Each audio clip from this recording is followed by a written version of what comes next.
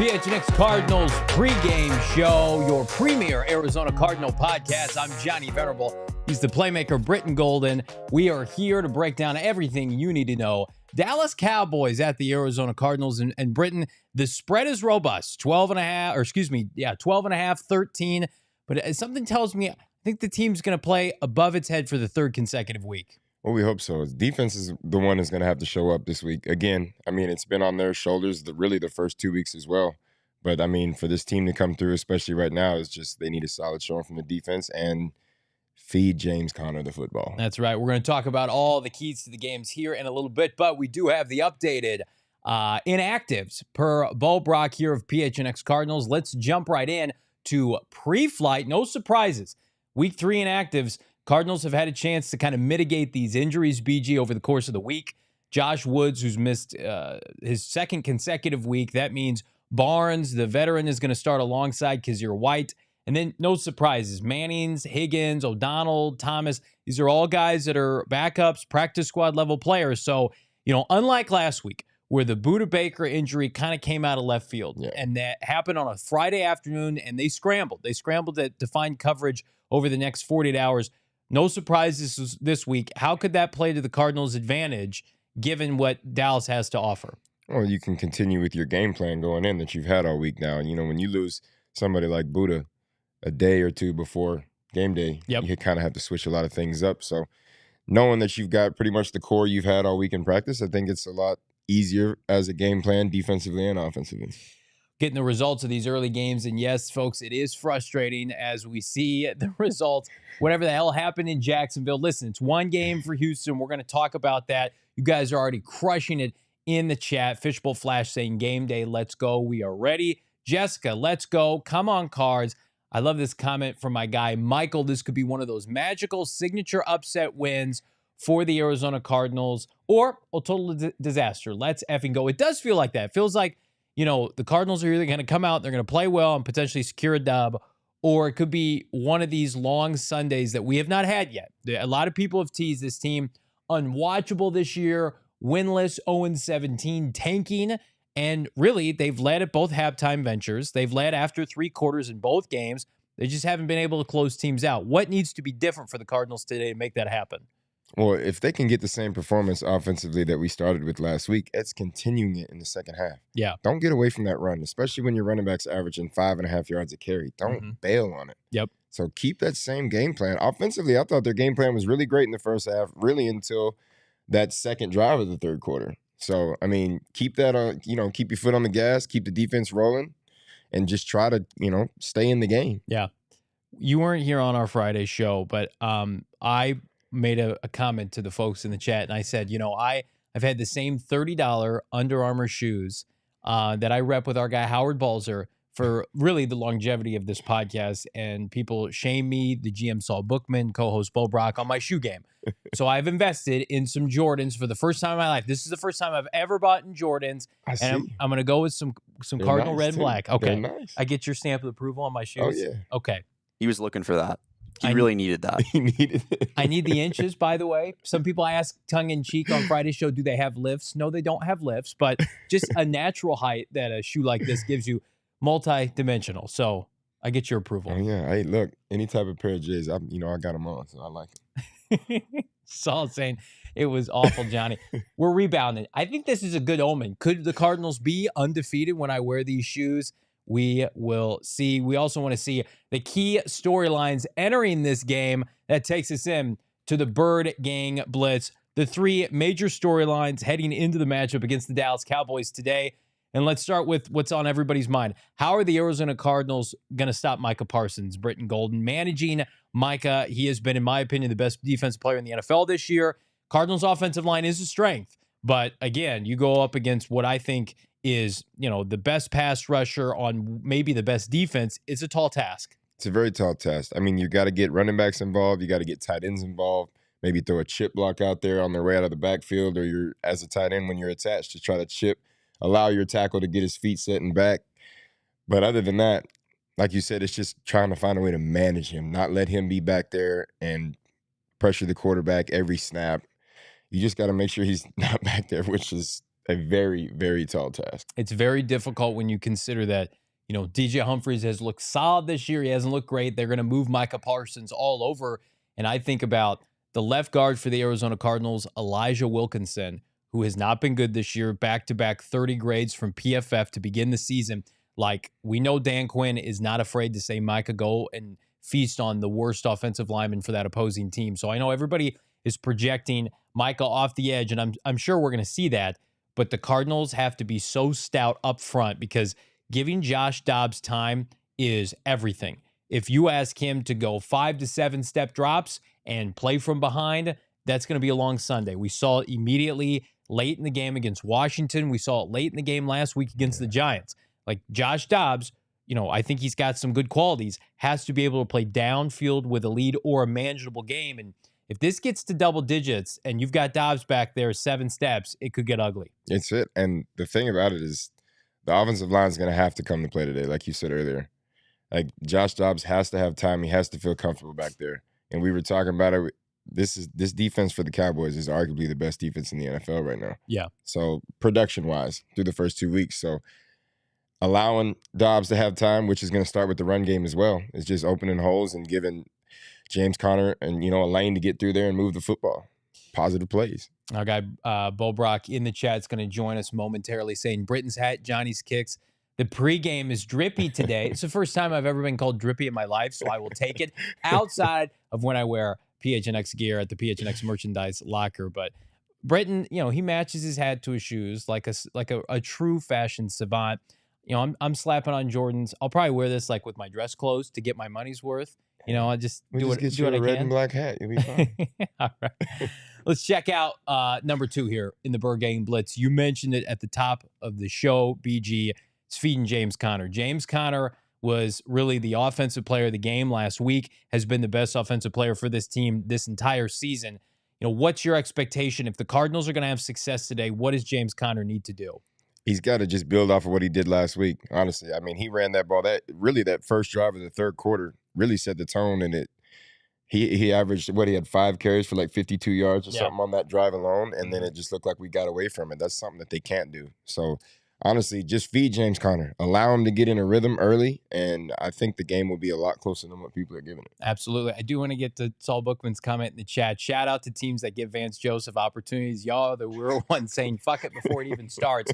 There were people in this market that wanted Vance Joseph to be the head coach of this franchise.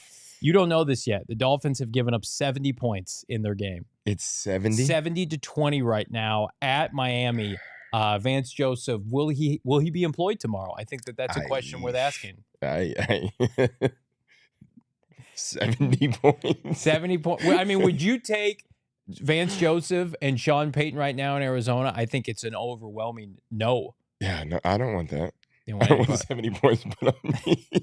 Against, I mean, like, the Dolphins are great, but like 70 points without Jalen Waddle playing today. I know this is a Cardinal pregame, but this podcast, you don't know, Brittan, we slobbered all over the idea of Sean Payton for about 3 months, and I'll eat the big humble pie shit sandwich here. That would have been a disaster, especially when you consider they had to give up picks for Sean Payton. Oh, yeah.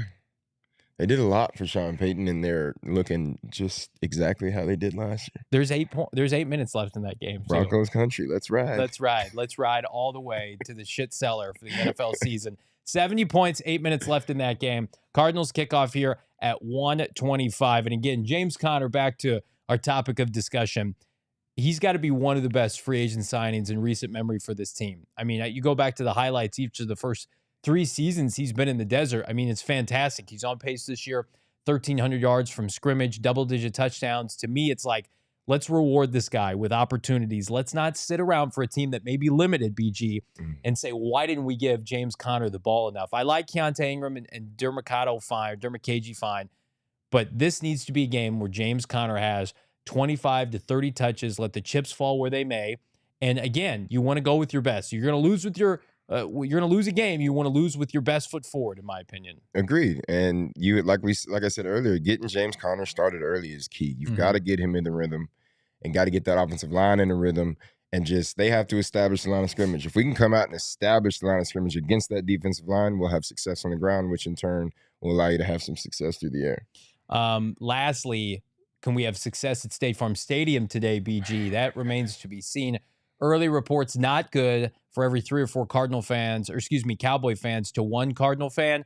It's the stadium takeover. It's the home field disadvantage for our precious Arizona Cardinals. We knew it was coming. That doesn't make the medicine that much easier to take. The Dallas Cowboys are here. They've arrived. And again, this was a problem. This is a problem that stems from the last probably 18 months of losing at State Farm Stadium. Like, how on earth do they quiet down this raucous group that will really make this an away game of sorts for Josh Dobbs and company? Well, it's just like you're playing on the road. The way you quiet them is by making plays. Yeah. You got to get first downs, and you got to move the ball downfield, and you got to make plays on defense. If you can do that, you can keep that noise down. And if you put them in a hole early, then it's just quiet. Mm-hmm. It's just like playing at practice and training camp, But if you allow them to get up and make plays early, that place is going to be way loud. Mm-hmm. You're not going to be able to hear yourself think, and then you just look up and you're at home and you can't hear the snap count. It's frustrating, too, because, when your teams were in their heyday, 2014, 15, 16, that place was packed. It was sold out. And loud. And loud with Cardinal fans. You think back to the Kurt Warner years, 08, 09. I mean, that place was packed. NFC Championship game against the Eagles, barely any green. It's like, is it as cliche as it sounds like they need to get back to playing winning football to get fans to come to the stadium? Or is this something different? Is this something more so about ownership or lack of star power, or maybe all the above? It could be all the above, but I mean, I think the biggest answer for that right away is winning. Mm-hmm. As a fan, especially some of these lifelong fans of this team, you don't want to show up every Sunday just to watch them get drummed. Yeah. That's just not what you want, especially at home. Yeah. Right? If we get beat on the road, it happens. But at home, I'm not wasting my Sunday to go watch another L. So, well, and it's frustrating too because it's expensive to go to games unless you're using our friends at Game Time, and it's a time commitment. And it's like people want to go out, and I've said this all week. Not only do they want to see a competitive game, they want to see Kyler Murray. They want to see DeAndre Hopkins and J.J. Watt. And so, again, if you're going to be limited with the talent that you have, make it competitive. And while I was not happy about the end result of last week, I mean, that was a competitive game for 4 quarters. It was. Both. I mean, really, the first 2 weeks were both competitive. We made some mistakes and gave the game away in the last end of the game. And that's just something that coaching-wise they're going to have to figure out and make a change. But other than that, defense has played really well. I mean, there was a few guys defensive last week that had a rough time, but defense has played great through 2 weeks. The offense looked good last week, so just try to build. Eli saying Monty was at the USC ASU game. Absolutely. Our own Sean DePaz snapped a photo of the Arizona Cardinal GM on the sideline, front and center, to watch everybody for USC, but I'm assuming also Caleb Williams, who was very good. I thought ASU Sun Devils, shout out to our crew here at PHNX Sun Devils, did a fantastic job. Really good effort that I would love to see mirrored by the Cardinals today. I mean, I'll give you what. ASU was given zero chance before that game started. And They came out and played really well and kept themselves in that game. The Cardinals can do the same thing, though. Yeah. I mean, we're looking at USC yesterday like the big powerhouse. Cowboys are essentially a powerhouse right now in the NFL through 2 weeks. So just starting fast, make things happen early, and quiet that crowd. I want to get to our guy, Brack, live from State Farm Stadium as we talk about the keys to the game here in the Birdgang Blitz. Damon Dog is our guy, Brack, available. There he is, front and center from the press box. It's Brack, and vibe like, the environment like, we just touched on it. Cowboy takeover at State Farm Stadium. Is it as bad as it seems there? It's bad. It's real bad. It's Vance Joseph, Broncos defense bad. It's 70 burger. First time since 1966. How's the Sean Payton era going, everybody? 0-3? Okay. No, up here in the press box, I can actually hear the level below us, and there's a Let's Go Cowboys chant, unfortunately, going on. They have invaded State Farm Stadium. They are deep entrenched in the Red Sea. It's nauseating. It's unfortunate, and this is at the beginning of a rebuild. Fine, we'll take it, but going forward, hopefully see a lot more Arizona Cardinals jerseys in the stands than we see today.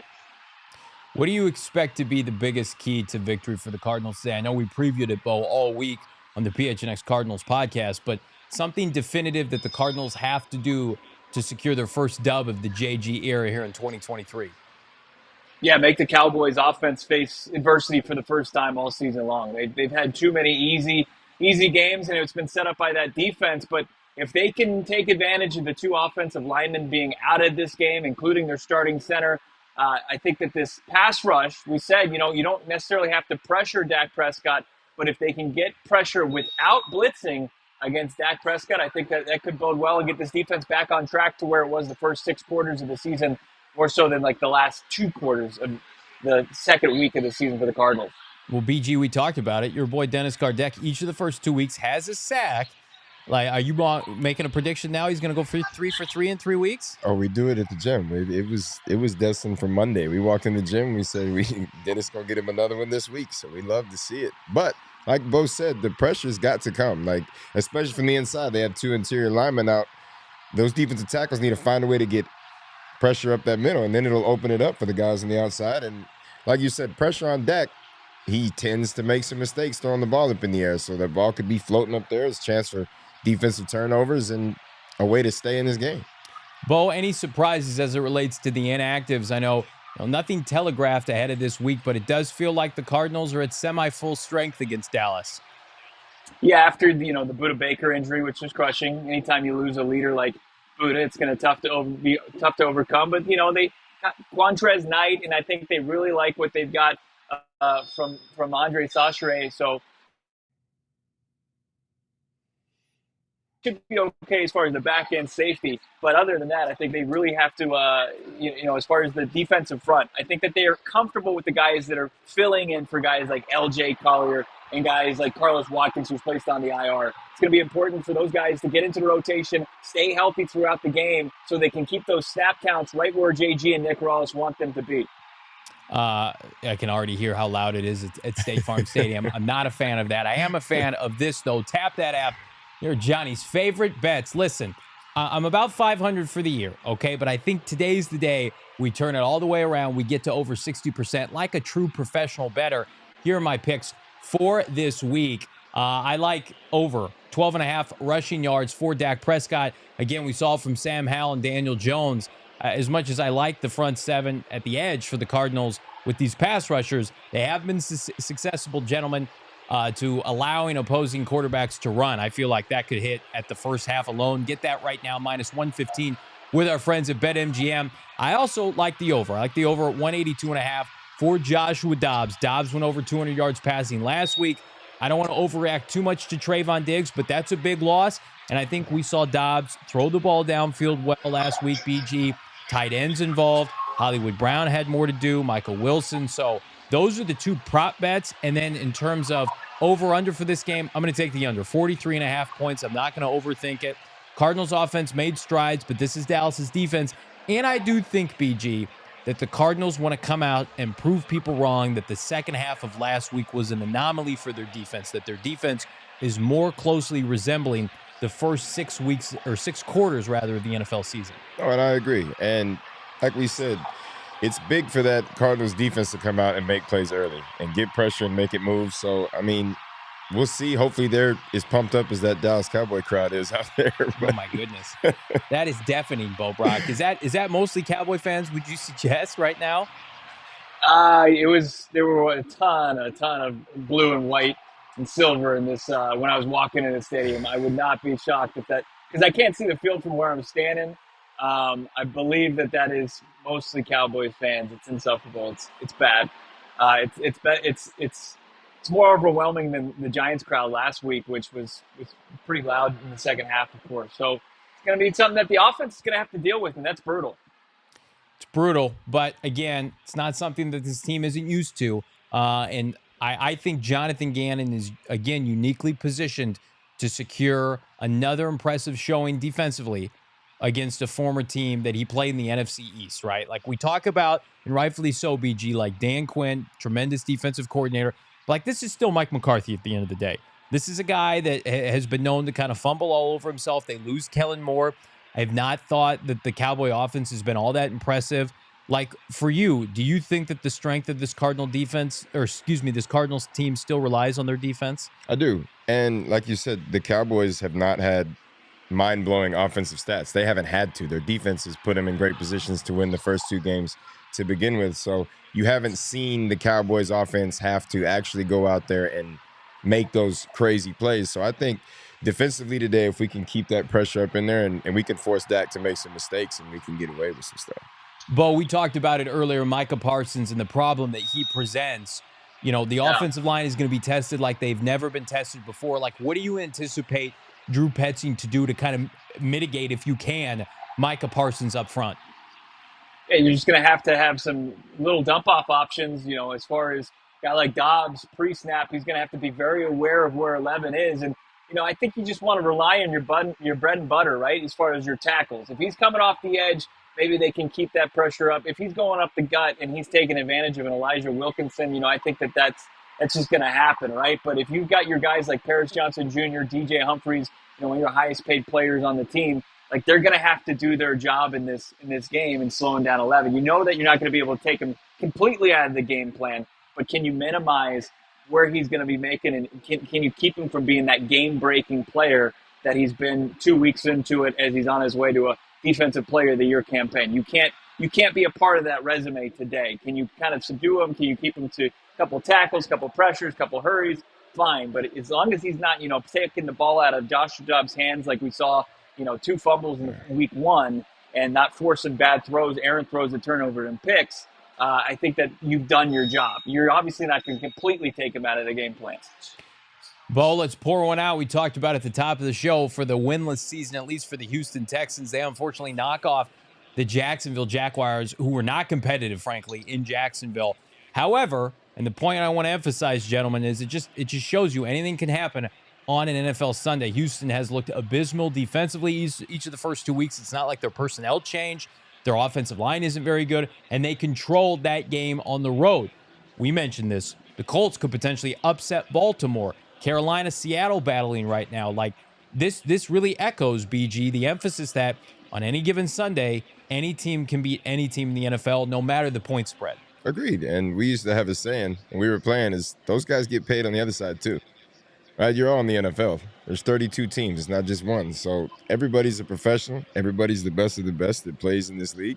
So like you said, anything can happen on any Sunday. You know, the Cardinals come out here and win by 25 points and nobody would even know what hit them. Would be the biggest thing for this show, I can tell you that. Bo Brack, final predictions here. So we are just 5 minutes away from kickoff there at State Farm Stadium. I'd be respectful as the anthem's going on. Come back to me in just a bit. Okay. BG, what do you think? Final thoughts, predictions. We gave our prediction there on Friday. I'm not going to tell you what we said on the show. I'm going to get your authentic take. Cardinals, final score prediction against the Dallas Cowboys. Final score prediction going in, probably Cowboys 28-12. Wow. So not super competitive. No, I don't. I mean, and it'll depend. I'm hoping that the defense shows up, but if the defense can show up and create that pressure, then it'll be a lot closer. But they got to stop Micah Parsons and Dexter Lawrence. Absolutely. Getting some Cardinal love in the chat. Dee saying 26-25 Cardinals. Jessica 30-27 Cardinals. Dylan Richards saying Cowboys 31-10. I picked the Cardinals each of the first 2 weeks to win, and it has bit me in the ass significantly. So I'm going on the flip side. I'm going to say Dallas gets a respectable win, 27-17 against the Arizona Cardinals. However, I will say, if we come back and do this halftime show, I said this on Friday's show, and the Cardinals are leading, they will not blow it. They will go they will secure their first win of the season. Come back, speaking of which, Bo Brack, he's going to give us his final prediction here if we can get him from State Farm Stadium. Bo Brack, do we got you for your final game prediction here for Cardinals hosting the Dallas Cowboys? Yeah, I'm going to stick with my original prediction. I think it's 29-20. We'll see some offensive, firepower from Joshua Dobbs for a second straight week, but not going to be enough, and too much rust to knock off from the defense.